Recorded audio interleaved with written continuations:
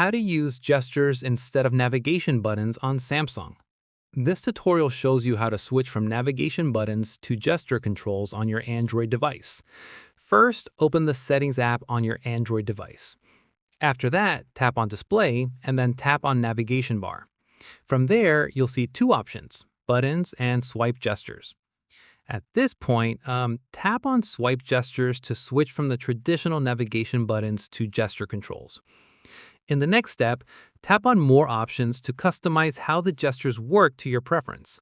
Following this, once gestures are enabled, swipe up from the bottom to go home, swipe up and hold to open recent apps, and swipe from the left or right edges to go back.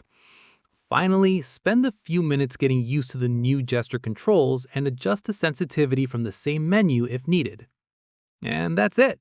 If this Samsung guide helped you switch to gesture navigation, give it a like, subscribe for more Android tutorials, and tap the bell icon for updates.